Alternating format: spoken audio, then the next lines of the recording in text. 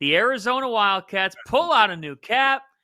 The Arizona Wildcats played their first game in the state of Ohio in 30 years. They beat Cincinnati 72-67. Jaden Bradley had a straight line drive that was nasty in the final minute of this game. Cats were up 19. They unraveled and lost that lead, but Tommy Lloyd's team gets its first quad one win of the year. Jeff Goodman, is Arizona back? I don't think they're back, but they needed this bad. I mean, they needed this one bad because really they haven't beaten anybody of note all year. I mean, if you think about it, their biggest win is TCU at home in the last game. So they're starting to get it going a little bit here.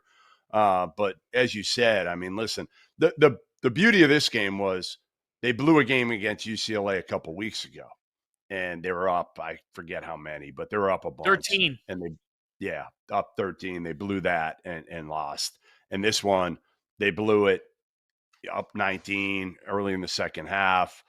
Tie game. You thought they were going to maybe blow it again. And as you said, Jaden Bradley made a couple big plays, hit a couple free throws after that straight line drive, a couple more free throws from Arizona, and they were able to get a road win. And if you look around the country today, there were not a lot of quality road wins. So this was kind of stealing one. And, if you're Arizona, you got to protect your home court at McHale and figure it out without Krivas now. I think they have enough pieces. Again, Caleb Love has not played this year for the most part, other than the last game, has not played like he did last year when he won Pac-12 Player of the Year. Henson, you're shaking your head still about them, but they did get a win today at Cincinnati. Cincinnati, we're going to get to in a second, but tell me about Arizona. It was a good game. I actually watched this game very thoroughly. Just thought it was a really good game, and it was concerning that Arizona let them come back. I mean, it was some very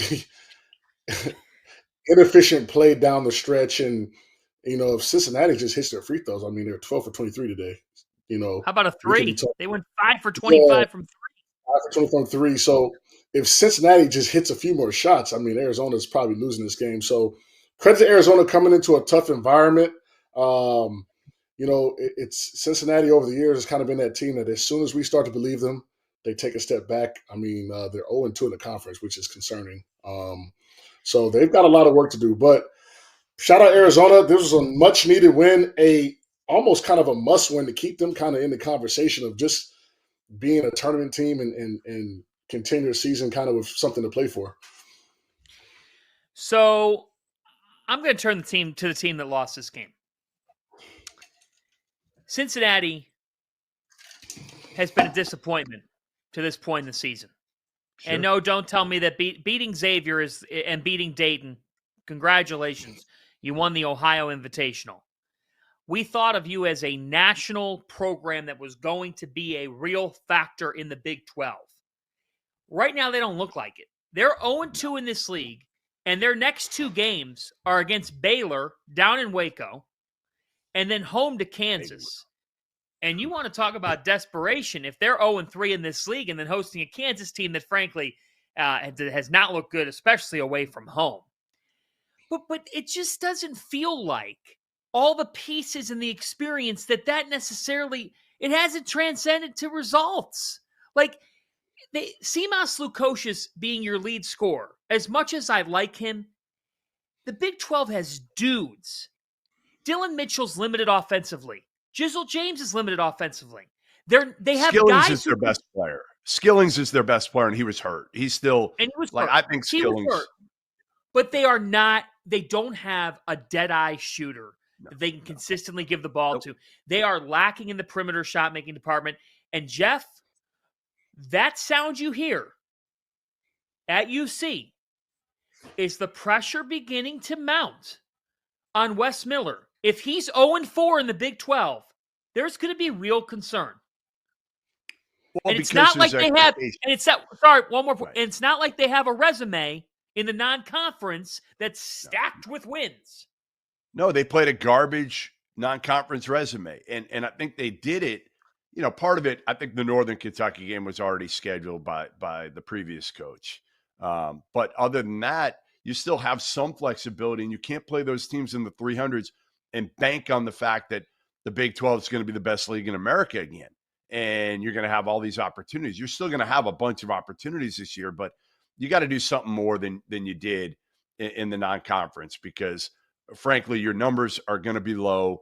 And now, like you said, every game right now is a losable game for the most part. I mean, how many games are there in the Big 12 that you can circle and say, hey, if we're Cincy, even if we play our C game, we're still going to win? Not many at all, the way you've been playing. And yeah, you're right. Like, they don't have a lot of teeth to the resume right now. And I know, Henson's going to try to right now defend his boy Wes Miller a little bit, but and I love Wes. I've known Wes since he was at New Hampton Prep as a player. I think he's a terrific coach, but you got to start winning these games.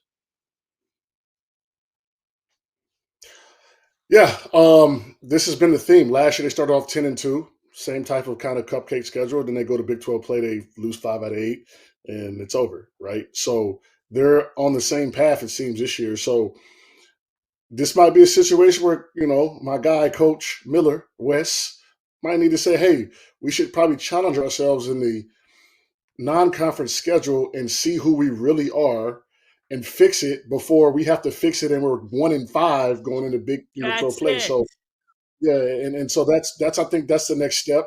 And yeah, get some more offensive firepower, get some shooters. I mean, Wes, and this not just because I know him, man. He's one of the most hardest working guys I know. This is when we were playing. This is when I knew him in North Carolina.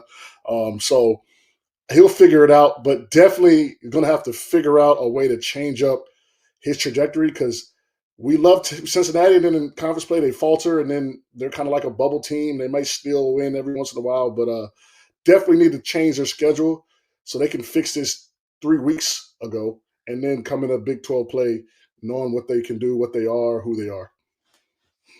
And we have to break, but here's why. Arizona has 5 losses. All of them are in quad 1.